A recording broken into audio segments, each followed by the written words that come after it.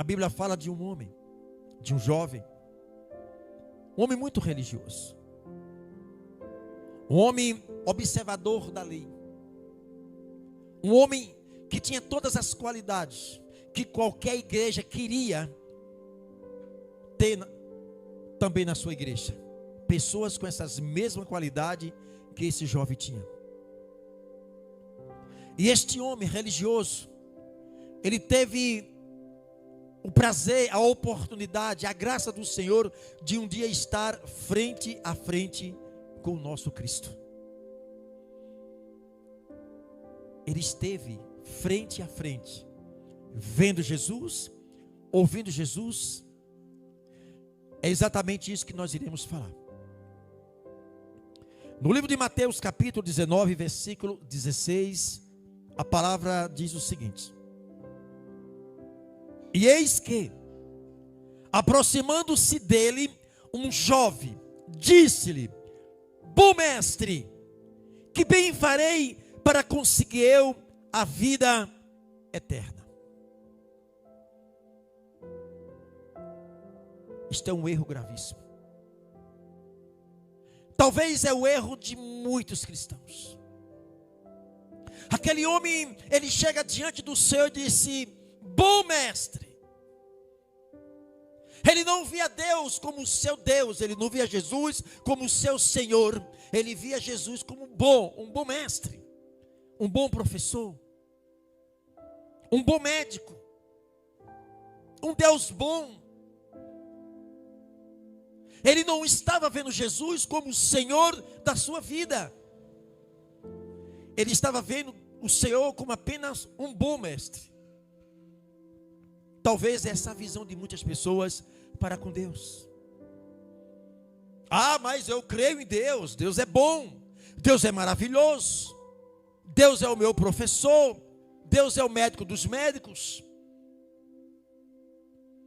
Quando nós nos dirigimos ao Senhor, igreja, nós temos que estar numa condição de servo. Servo, ele só serve para servir. Servo não está para ser servido. Quem está para ser servido é o nosso Senhor. E nós, como servos, estamos para servir. Quantos estão dentro da igreja que não querem servir, mas querem ser servido? Este é o erro. É um erro gravíssimo que este homem, ao chegar adiante do Senhor, ele não vê o Senhor como Deus da vida dele, como o Senhor da vida dele, mas apenas como um bom mestre.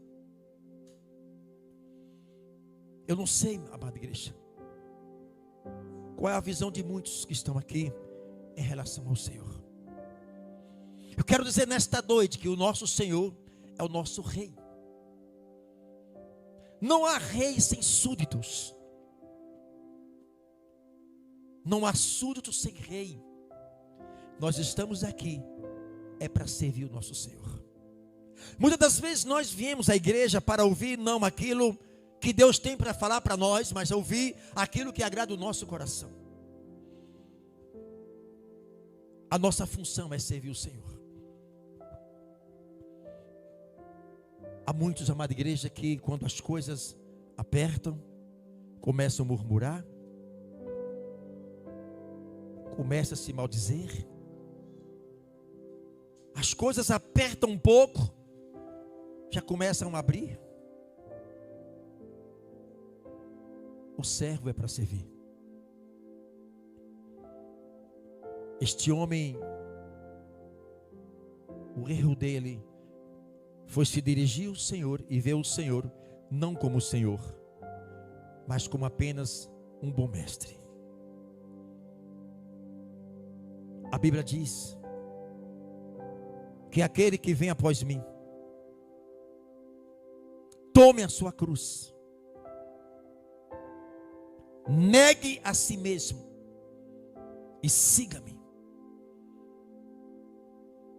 Não existe evangelho sem cruz. Povo de Deus, não existe um evangelho sem cruz. O evangelho é o peso da responsabilidade que nós temos que ter sobre a nossa vida.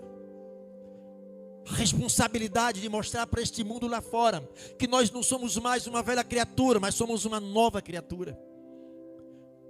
A responsabilidade da amada igreja de nós sermos diferentes, como diz a Bíblia, tem que haver uma diferença entre os que servem e os que não servem ao Senhor. E essa diferença, ela tem que começar dentro de mim. Eu não posso esperar a diferença das pessoas, a diferença tem que acontecer dentro de mim. Olha o peso da responsabilidade que nós temos. A cruz é isso, a responsabilidade. As mãos de um cristão nunca podem estar desocupadas. As nossas mãos têm que estar sempre ocupadas com a cruz. Ainda que tenha que passar por muitos estreitos, mas não permita que as suas mãos estejam vazias. Segura essa cruz com responsabilidade. Às vezes os nossos ombros, a cruz está tão pesada que fere. E a gente pensa em largar a cruz. Não existe evangelho sem cruz. A cruz é uma ponte, a cruz é um meio, a qual nós poderemos chegar um dia nos céus com o Senhor. É com ela que nós iremos chegar lá. A cruz é o peso da responsabilidade. E amada igreja, e além da responsabilidade, a Bíblia diz: negue a si mesmo. Quantas das vezes a nossa natureza diz para nós: por que orar tanto? Por que jejuar? Por que ir para a igreja hoje? Por que ler Bíblia? Não faz isso. E quantas das vezes nós acabamos a dar ouvido a essas vozes, e a gente acaba de deixar a Bíblia de um lado, acabamos de não ter mais um compromisso com a obra do Senhor, com os cultos. Eu vou na hora que eu quero.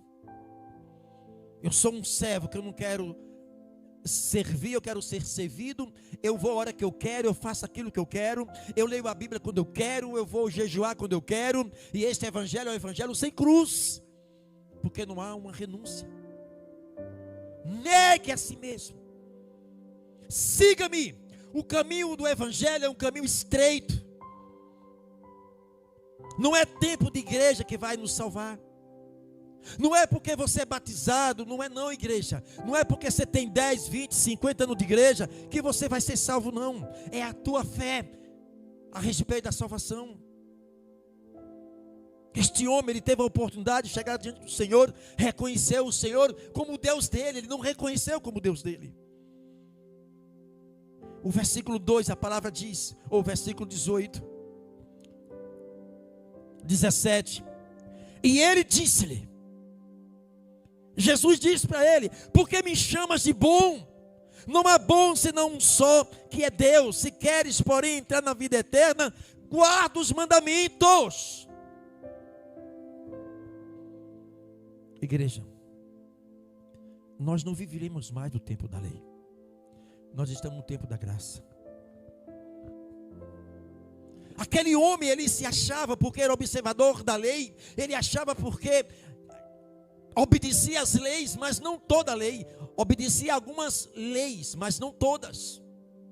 E a Bíblia diz que não teve sequer um homem nessa terra que cumprisse toda a lei, a não ser quem? Jesus. O homem cumpria algumas leis e falhava em outras. E através da lei ninguém ia ser salvo. O Senhor estabelece as leis para que o povo tenha um ajuste, para que o povo se volte para Ele, mas através da lei o povo não quis e não tinha condição de se salvar. E foi por isso que o Senhor mandou o seu Filho para cumprir a lei por nós, porque nem eu e você cumpriria a lei na íntegra. Nós não teríamos a menor condição. Bom mestre, o que farei para herdar a vida eterna, Senhor?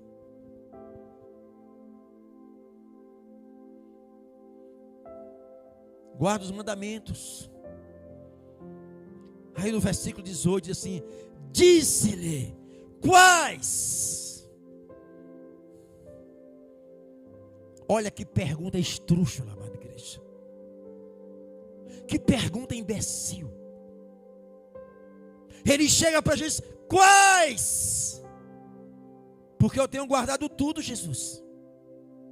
Esse que o Senhor está vindo aqui, eu guardo todos os seus mandamentos. E agora o Senhor me pergunta, eu digo, então, quais então, Jesus? Me fale. A que ponto chega um ser humano?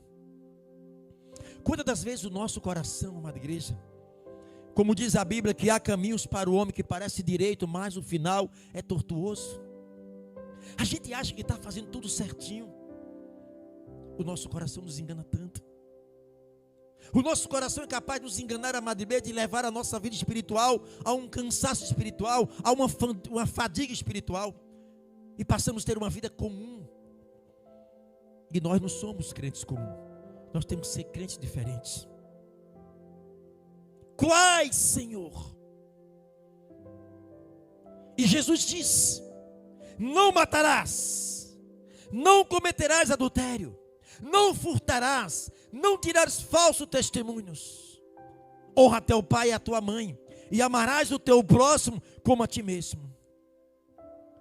E disse o jovem: tudo isso tenho guardado desde a minha mocidade. Que me falta ainda, Jesus? Olha a qualidade deste homem. Não matarás. Passei no teste. Nunca matei ninguém. Não roubarás. Nunca roubou. Era um homem fiel. Este homem ainda pergunta para Jesus: quais, Senhor? Mais uma vez, quais? Jesus, ele conhece o coração.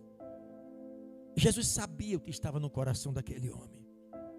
Jesus sabia que ele não estava guardando tudo, que ele não era capaz de guardar tudo. Mas Jesus conhece o nosso coração. Talvez, igreja, há muitos que têm uma aparência de que está vivo, como diz Apocalipse, mas está morto. Há muitas pessoas que têm se esforçado para demonstrar que está bem, mas dentro de si só está os pedaços. Às vezes é assim a nossa vida.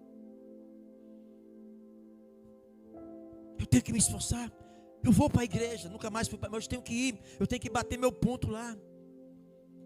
Mas só sabe Deus como está o teu coração.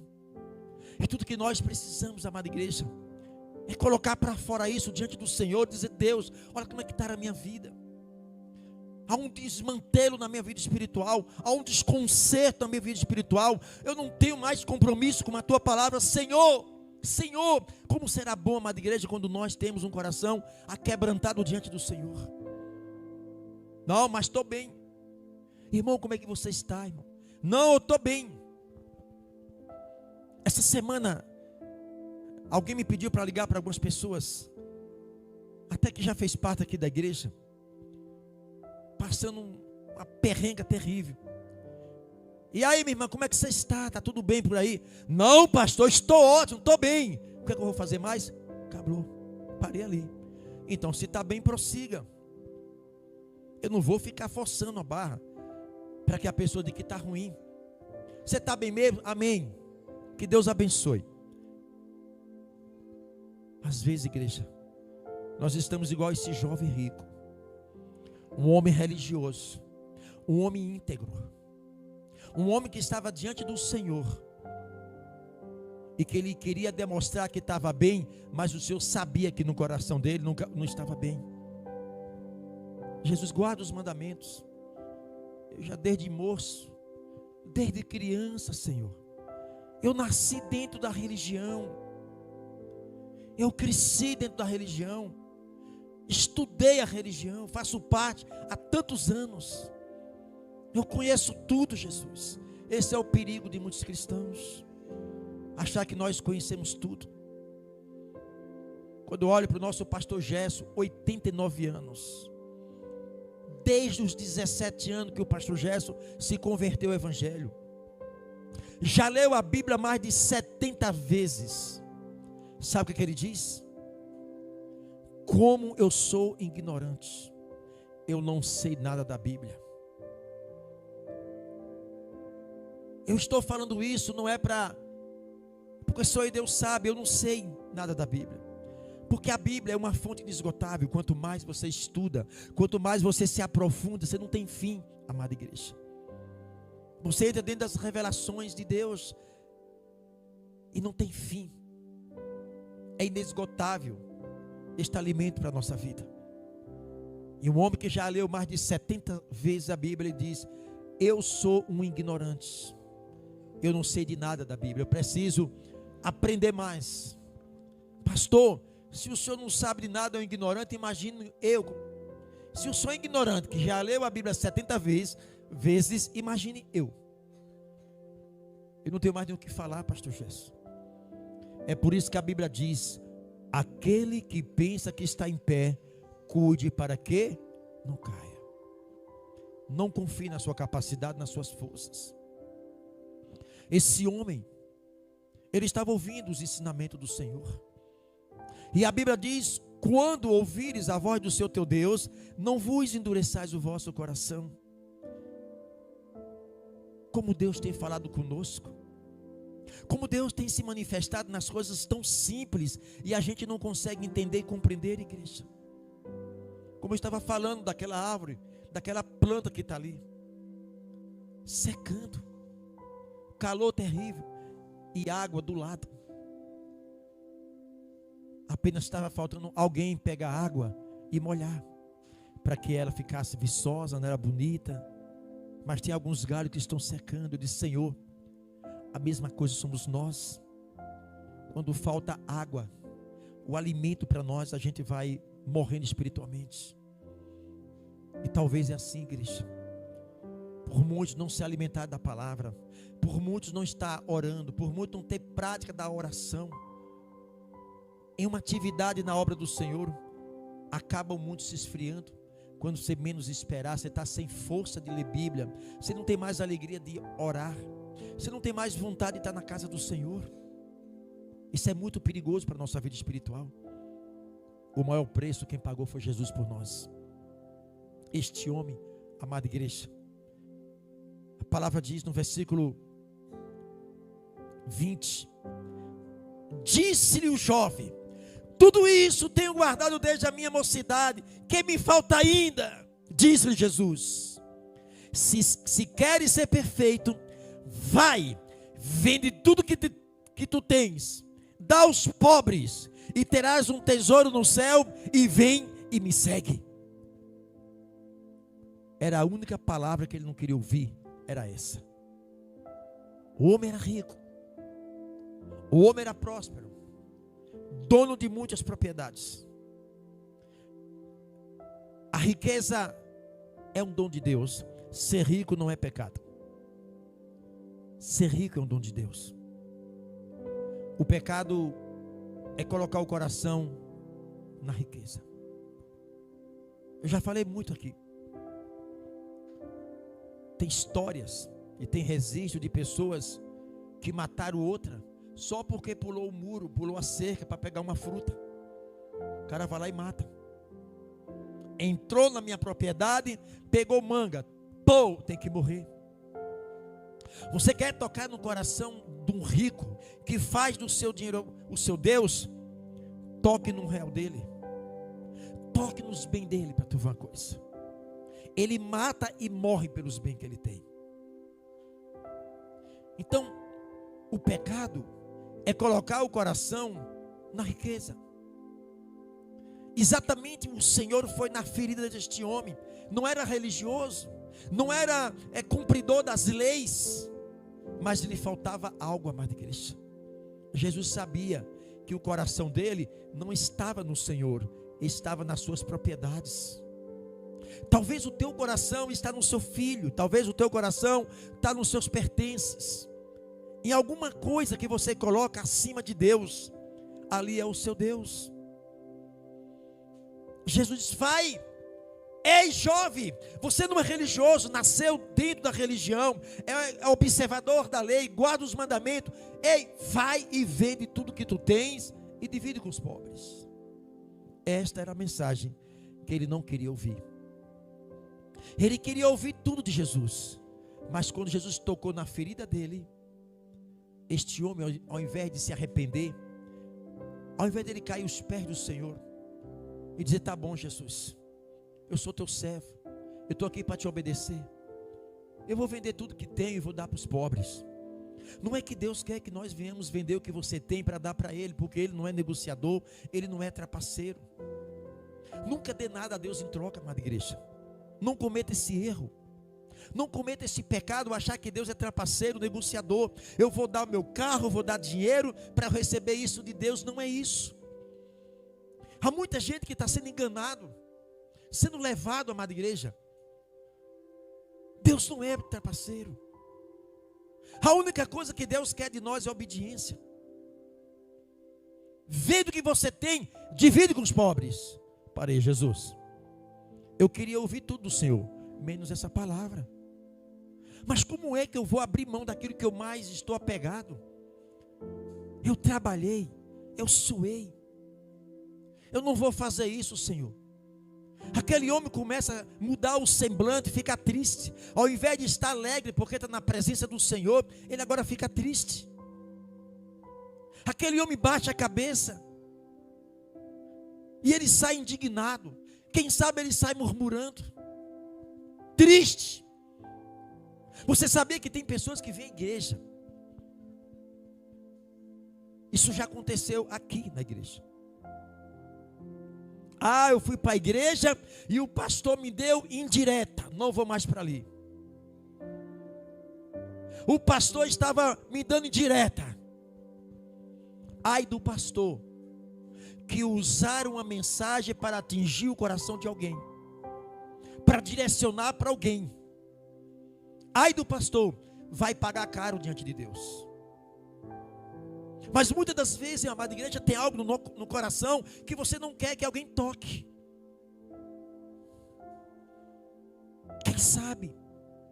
É uma prática do pecado que está te afastando de Deus, te matando espiritualmente. Há uma história de um alpinista. Ele estava na geleira, aquelas montanhas cheias de gelo. Ele escapou ali, amada igreja, e era uma noite muito escura. E aquele homem ficou pendurado naquela corda. E ele ouviu uma voz: corte a corda. E ele agarrado na corda. Ei, alpinista, corte a corda. Ele ali. Ele estava a um palmo do chão. Ele morreu ali congelado, mas segurado na corda. Solte a corda. Está aqui. Amada igreja, cada um de nós sabemos o que precisa ser consertado aqui. Nós somos adultos suficientes para entender isso. Cada um de nós, cada um de vocês sabe o que está errado na sua vida. Por que não conserta? Por que não abre mão? Você não está vendo que isso está lhe afastando de Deus? Isso está roubando as tuas forças, tirando o seu brilho, tirando a sua alegria de andar com Deus. Porque está igual esse homem rico. O coração dele estava na riqueza. E Jesus vai na ferida dele. Vai lá. Aquele homem, ele sai da presença de Deus não alegre, mas triste, murmurando da vida. Que homem é esse? Que Jesus é esse? Como é que eu vou vender o que eu tenho para dar para os pobres? Sai fora, Jesus. Eu não gostei da tua mensagem. As mensagens de Jesus era uma mensagem que era muito incisiva e ia no ego da pessoa para quebrar tudo. Vocês lembram ali no livro de João, capítulo 6, no versículo 66, que a Bíblia diz que muitos que seguiam ao Senhor deixaram Jesus. E os discípulos chegaram para Jesus e falaram: mestre, o senhor não está vendo que o povo está te deixando? O povo foi embora, Jesus. Jesus, a tua mensagem está sendo muito dura, muito áspera. Jesus olha para Pedro e diz assim: Pedro, você também quer ir com eles? Vai, Pedro. Você está com peninha deles? Você quer ir com eles? Aí Pedro olha para Jesus e diz: Senhor, para onde eu irei, que só o Senhor tem a vida eterna? Aquele homem vai embora. E Jesus diz: é mais fácil, o qual difícil é um rico se salvar. É mais fácil um camelo passar no buraquinho de uma agulha do que um rico se salvar. Não é que ser rico é pecado. A Bíblia está falando do rico que faz do seu dinheiro o seu Deus. E é muito difícil salvar mesmo. É mais fácil passar um camelo no fio de uma agulha do que um rico se salvar. Coração endurecido. O coração que fez da sua riqueza o seu verdadeiro Deus. Era exatamente o que Jesus estava falando para aquele homem e jovem rico. Conhecedor da palavra, com todas as boas características de um cristão. Nasceu e se criou dentro de uma religião. Mas quando se dirigiu a Jesus, ele não reconheceu Jesus como seu Senhor e nem como seu Deus, como apenas um bom mestre. E deu as costas para o Senhor, muito triste. Hoje é ceia do Senhor. A ceia é um momento muito importante, igreja. A ceia do Senhor representa a morte do Senhor na cruz. Você acha que a morte do Senhor foi em vão, igreja? O quanto Ele sofreu por nossa causa, Ele não merecia isso. Imagine o nosso Cristo Jesus recebendo cuspe na cara, tapa no rosto, apanhando igual um condenado, sendo triturado naquela cruz, odiado por aqueles que Ele veio salvar.